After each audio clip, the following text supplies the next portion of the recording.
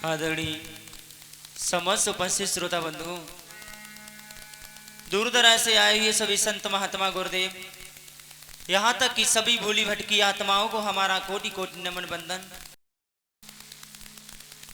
पिता तो ले बुजुर्ग लोग, कथा का द्वितीय दिन है, प्रथम बेला। सभी भक्तजन मौजूद हैं। सभी भक्तों का आभार व्यक्त करते हुए दास अपनी वाणी को आगे बढ़ा रहा है। आइए बड़े ही प्रेम से भगवान का गुणगान किया, चलते हैं भगवान की कथा में आगे।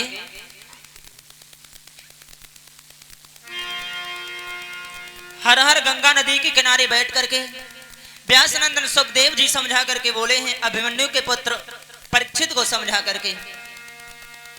उसी समय भगवान के चरित्र सुनाए। सुखदेव जी समझा करके बोले हैं सुनो राजन परीक्षित, आप बताओ किसकी गाथा सुननी है तुम्हें। परीक्षित ने जवाब दिया श्रीमन, आप हमें केवल एक बात बता दीजिए।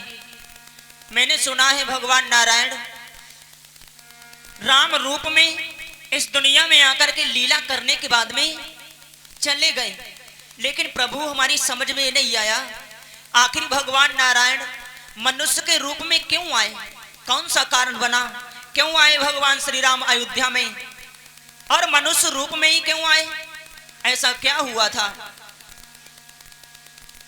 तो सुखदेव जी ने जवाब दिया, देखो राजन परीक्षित, हम तुम्हें बताएं, ऐसा हुआ था। तुमने ब्रह्मा पुत्र देवर्षि नारद का नाम सुना है? बोले हाँ, बहुत अच्छी तरीका से जानते हैं उन्हें हम। तो उसी समय खुले शब्दों में जवाब दिया, ऐसा हुआ था एक बार ब्रह्मपुत्र देवर्षि नारद ने भगवान नारायण को श्राप दिया था, इसीलिए उनको इस दुनिया में राम के रूप में आना पड़ा। अब देखिए वही कहानी भोले बाबा पार्वती जी को सुना रहे, कैलाश पर्वत पे बैठ गए। पार्वती जी ने भी यही प्रश्न किया, प्रभु बताइए भगवान क्यों आए राम रूप में।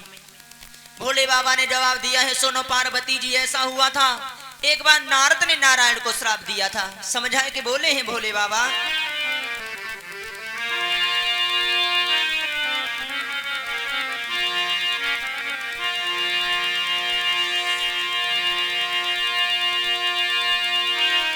कि नारद श्राप दीन्हा एक बारा,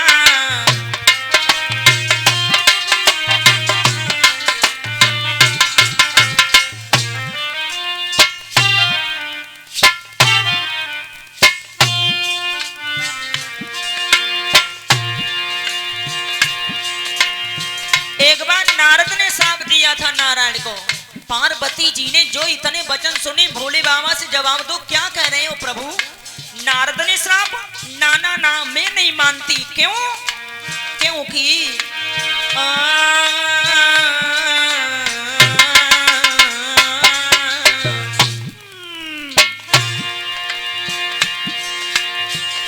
गिरिजा चकिता भई सुनी बानी, नारद विष्णु भगत मुनि ज्ञानी।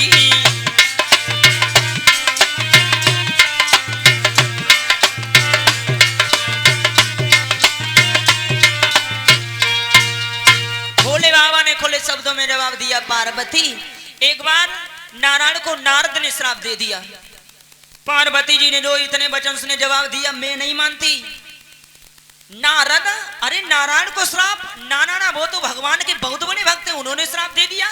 नहीं तुम झूठ कह रहे हो प्रभु। भोले बाबा ने जवाब दिया, नहीं पार्वती जी तुम समझने की कोशिश करो, नारद ने श्राप दिया था।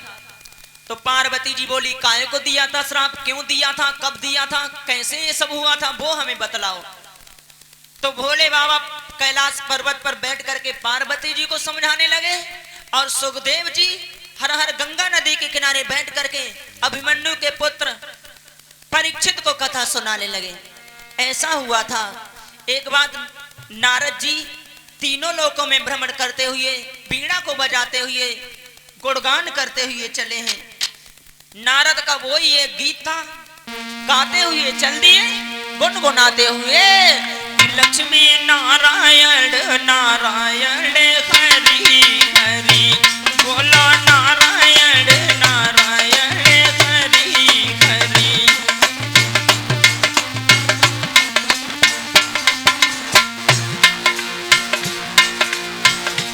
सभी लोग तालियां बजा करके बोले,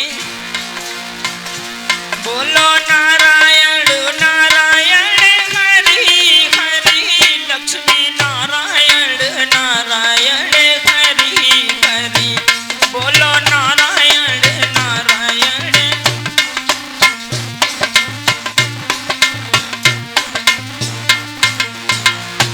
तुम दीन दयाल कहावती हो,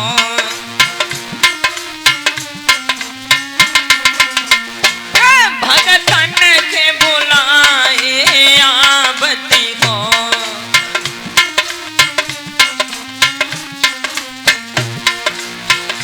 सारी दुनिया तियारे प्रभु शरण परी, सारी दुनिया तियारे प्रभु शरण परी, लक्ष्मी नारायण नारायण हरि हरि, बोलो नारायण नारायण हरि हरि।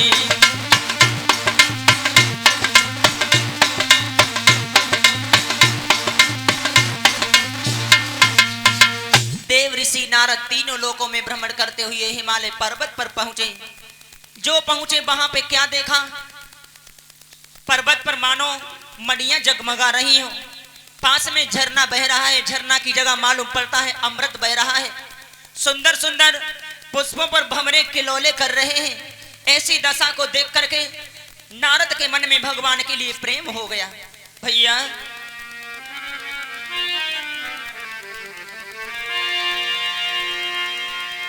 जो नारद ने देखा तो मन में प्रेम हो गया भगवान के लिए। ऐसी जगह को देख करके नारद ने सोचा यहाँ बैठ करके हमें भगवान का भजन करना चाहिए। उसी समय नारद जी बैठ गए, भगवान की तपस्या करने लगे। भैया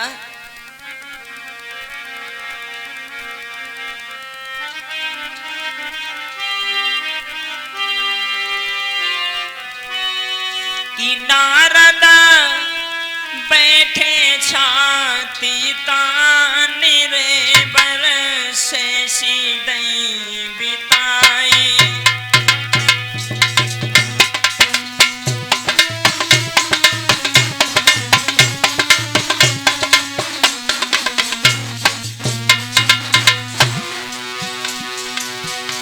बरसे सीधई बिताई, बरसे सीधई बिताई, बरसे सी।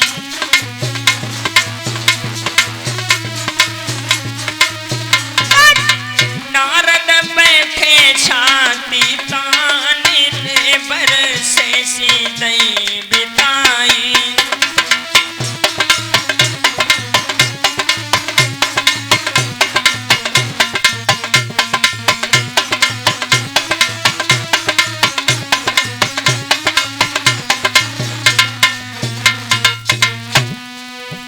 कैसी तपस्या की भगवान नारायण की।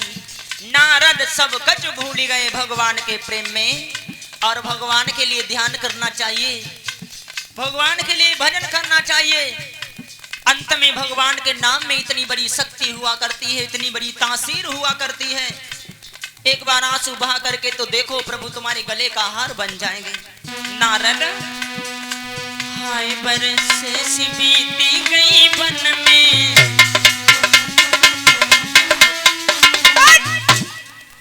नारायण के सिर्फ भजन में,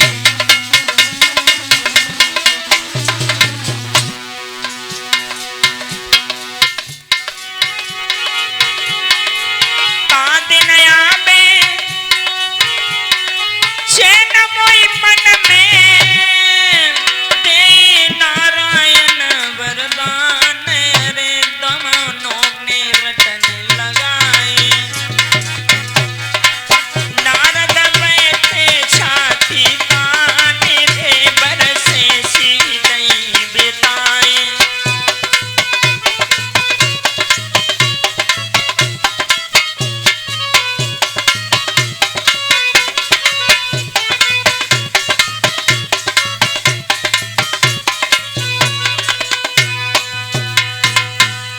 कठोर तपस्या की है नारद ने।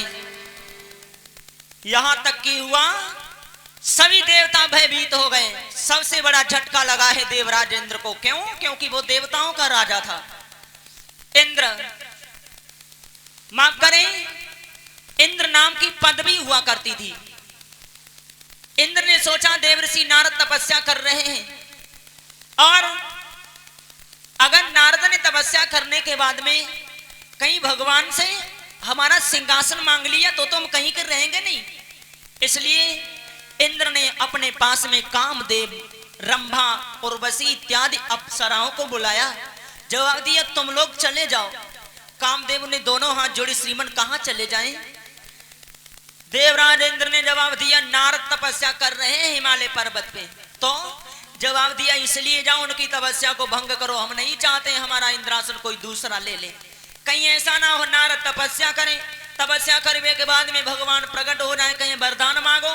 कहीं ऐसा ना हो नारद वरदान में हमारा इंद्रासन ना मांग ले। इसलिए तुम जाओ नारद की तपस्या को भंग करो। कामदेव, अप्सराएं सभी चली हैं। नारद भगवान तपस्या कर रहे हैं, ब्रह्मा जी के पुत्र इंद्र। देवराज इंद्र के कहने के अनुसार चले हैं सभी लोग। कामदेव, अप्सराओं ने आकर के नारद के सामने अपना बहरूपीपन दर्शाना प्रारंभ कर दिया। लेकिन ऐसा ही नहीं,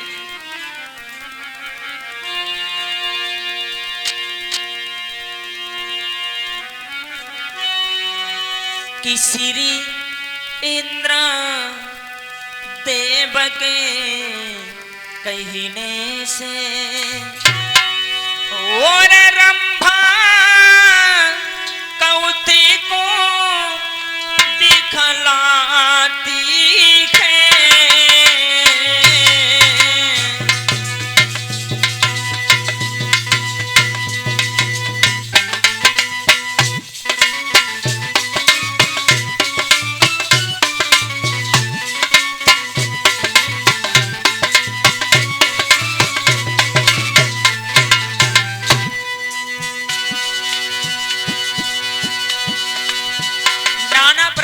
कौतिक दिखलाने लगे कामदेव, अप्सराएं सभी लोग नारद की तपस्या को भंग करने के लिए।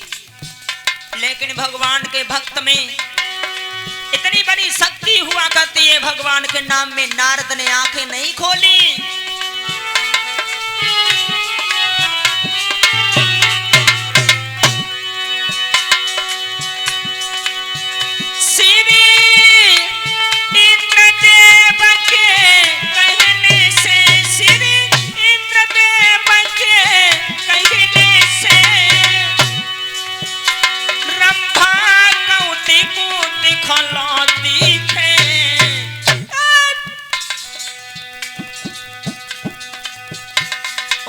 नारद को वहां खड़े खड़े अरे नाना भाती नचाती है।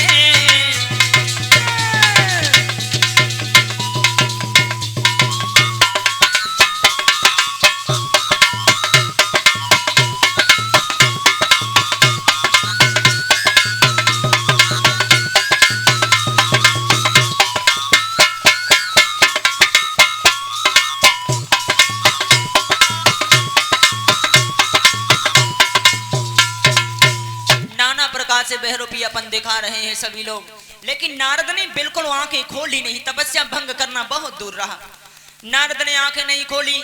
अप्सराएं तो भाग करके इंद्र के पास में पहुंच गईं। कामदेव हाथ जोड़ करके नारद के पैरों के नीचे घुटनों बल खड़े हो गए, दोनों हाथ जोड़े। नारद ने जैसे ही आंखें खोली कामदेव को सामने देखा, जवाब दिया तुम? अरे तुम कैसे? तुम कामदेव हो? जवाब दिया हाँ। यहाँ कामदेव ने दोनों हाथ जोड़े, माफ करना श्रीमन, आज तक दुनिया में संसार में जहां हम गए जिसकी तपस्या को भंग करना चाहा भंग कर दिया, लेकिन आज पहली बार प्रभु हम आपके सामने हारे गए। आपने मेरे को जीत लिया। जो इतने वचन सुने नारद कहने लगे और कहा हमको ऐसे वैसे महात्मा है, क्या समझ लिया तुमने? हम बाल ब्रह्मचारी हैं, तुम्हें जीत नहीं पाएंगे। अरे क्या समझ लिया तुमने? जाओ। कामदेव तो चले गए। नारद के मन में अभिमान हो गया, मैंने कामदेव को जीत लिया, कितनी बड़ी बात है। हमसे पहले केवल भोले बाबा ने जीता कामदेव को। दुनिया में भोले बाबा का नाम है। अब दूसरा नंबर मेरा आ गया, मैंने भी कामदेव को जीता। आराम से खुशी के मारे चटकन लगे नारद। सोचन लगे अच्छा अब जब बात बताइए सबको जाएगी। क्यों? क्योंकि जंगल में मोर बोलो तो कितने सुनो, जो हुआ ना तो, और जब लोग बतायो ना तो कोई जाने। नारद ने सोची हम जब लोग गाँव से बताने तब लोग कौन का जाने। नारद ने कहा कर डारो, और इतना अच्छा काम किया मैंने, सभी जगह जहां जाए तहां बताए, रास्ता में जो कोई मिले। अब ये डोलन लगे नारद। सबसे पहले कहां पहुंचे? सोचने लगे भोले बाबा के पास में जाइए। क्यों? क्योंकि भोले बाबा ने सबसे पहले कामदेव को जीतो है। अब आराम से जाए के कहीं जाए कि भोले बाबा तुमने कामदेव को जीता था तो का बहुत बड़ा काम कर दिया, हमने खुद जीत लिया कामदेव को। यही बात सोच करके नारद चले कहां? कैलाश पर्वत के लिए। जैसे ही चले इतना अभिमान हो गया, लेकिन ये नहीं जानते हैं अभिमान भगवान का भोजन हुआ करता है।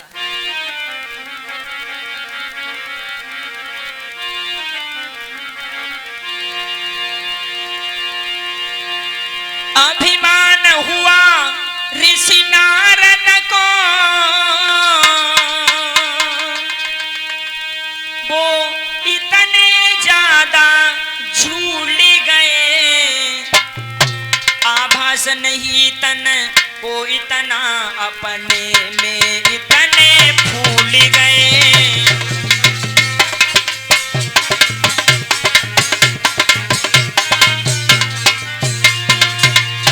मैंने कोई छोटा मोटा काम थोड़ी किया, कामदेव को जीता है। जीता है ना मैंने, तो कहते क्यों नहीं?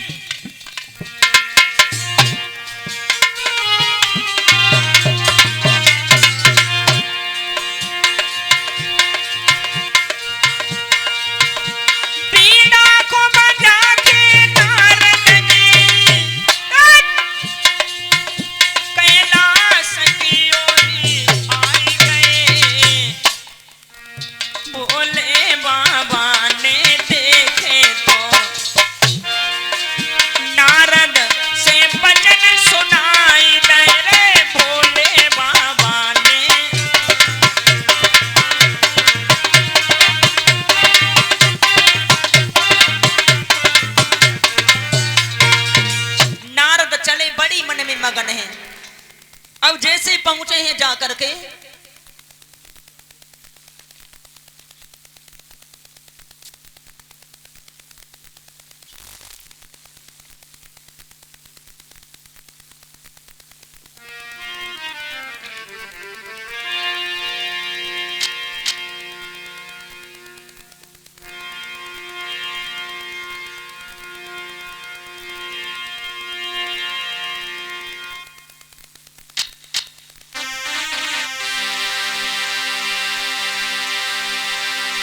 ध्यान रखना मेरे श्रोता बंधु। ब्रह्मा जी के पुत्र देव ऋषि नारद जैसे ही पहुंचे हैं जाकर के भोले बाबा के पास में, जो भोले बाबा ने देखो जवाब दो, नारद बड़े दिनों के बाद में आए हो, कहां रहे हो तुम?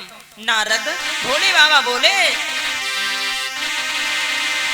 अरे भोले बाबा ने कही बात एक सुनियो मुनिवर ज्ञानी, कहां बने रहे इतने में कारज की ने तुम आनी।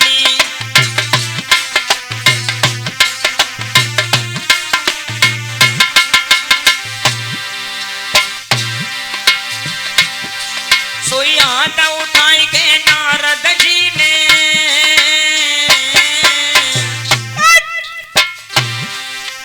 हाथ उठाई के नारद जी ने कही डारी सब बानी, हमको ऐसे नाय महात्मा सुन ले भोला ज्ञानी।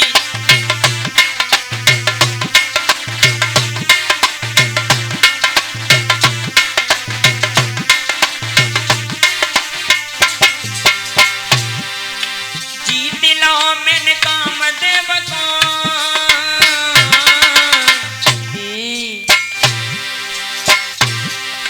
जीत लो मैंने कामदेव को, खूब करी मन मानी, ऐसे वैसे नाय महात्मा हमें ब्रह्म से ज्ञानी।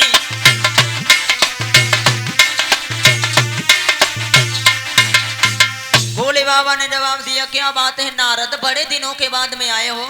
जो इतने वचन सुने देव ऋषि नारद कहने लगे, बाजी वाह, हमको ऐसे वैसे महात्मा है जो द्वारे द्वारे डोले फेरे। आप नहीं जानते हो मैंने कामदेव को जीता है, कामदेव को। और कामदेव को जीतना कोई तितली के पंख तोड़ना नहीं है। और जीत भी क्यों नहीं लेता, आखिर को बाल ब्रह्मचारी है देव ऋषि नारद। जो इतने वचन कहे भोले बाबा ने मन में सोची, बाजी वाह नारद, इसका मतलब है तुम्हारे मन में अभिमान हो गया, घमंड हो गया। भोले बाबा ने बार बार समझाओ, जवाब दो, लाला तुम जाओ आराम से, लेकिन एक काम करियो, जो बात तुमने हमसे यहाँ कही है आइंदा जाकर के किसी दूसरे से मत कहना, नहीं तो गजब हो जाएगा। नारद ने जो इतने वचन सुने एकदम से भकिया के दौर पर, किसी से नहीं कहना। काहे नहीं कहेंगे, मैंने कोई बुरा काम किया है क्या, कामदेव को जीता है, कोई गलत काम तो किया नहीं। अच्छा अब हम समझ गए भोले बाबा, जहां को मतलब उजे है, तुमने कामदेव को जीता, आज तक पूरी दुनिया में तुम्हारा नाम है, लोग तुम्हें जानते हैं कि तुमने कामदेव को जीता, इसलिए तुम नहीं चाहते हो कि नारद का भी नाम हो जाए। हमने भी कामदेव को जीता, अगर इधर उधर कहेंगे लोग जान जाएंगे, तुम्हारा नंबर कट जाएगा, मेरा नंबर आ जाएगा, इसलिए तुम यही चाहते हो ना। लेकिन हम ऐसा होने नहीं देंगे, हम नहीं मानने वाले। उठा लिया बीड़ा, चल दिए। शिवजी जी का उपदेश अमित और इसी नारद को नहीं भाया है, लेकर के बीड़ा पद ब्रह्मपुरी अपनाया है।